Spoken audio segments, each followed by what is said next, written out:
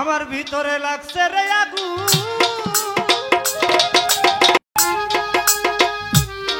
আমি বলতে চাই তোমাদের যে আগুন দেখতে চাও নাকি আমার কথা শুনবা,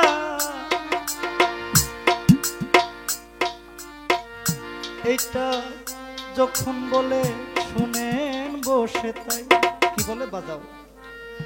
আমার ভিতরে লাগছে আগুন, জ্বলছে আগুন, আপনাদের জানাই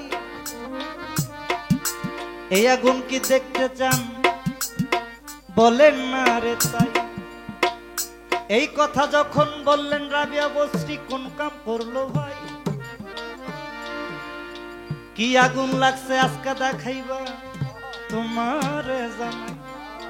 তখন রাবিয়া বস্রি কোন কাম করলো ওরে মিয়া ভাই, দেখো আমার আগুন লাগছে ভিতরে তোমাদের জানাই।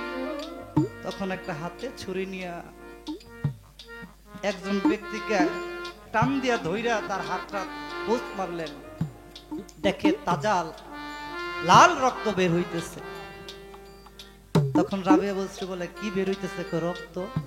তখন রাবিয়া বস্রি তার হাতের মধ্যে পোস্ট দিলেন, পোস্ট দিয়া দেখে তখন রাবিয়া বস্রি থেকে কালা লাল রক্ত বের হয় না, কালা রক্ত বের হইতেছে।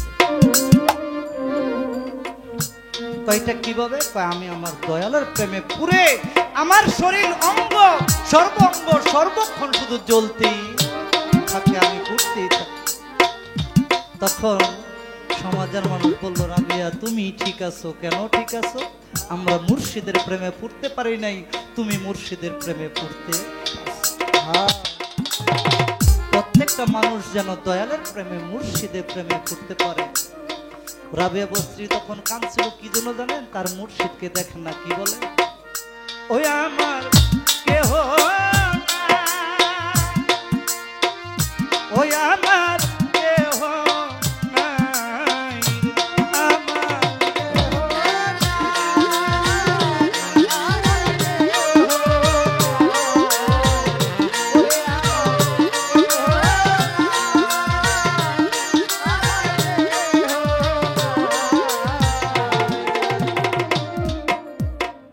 যারা হাফিজ শাহ বাবারে হারাইছে তারা বুঝতে পারে ভাই কতটা ভিতরে জ্বলতেছে ওরে মিয়া ভাই। তাই তো রাবিয়া বস্রি তার মুর্শিদকে হারাইয়া কেঁদেছিল ভাই, তার ভিতর পুরে লাইছে পুরে ফেলছে আপনাদের জানাই। তাই তো গানে কি বলেছে আমি বলতে চাই, ধৈর্য ধরে নীরব থাকে যত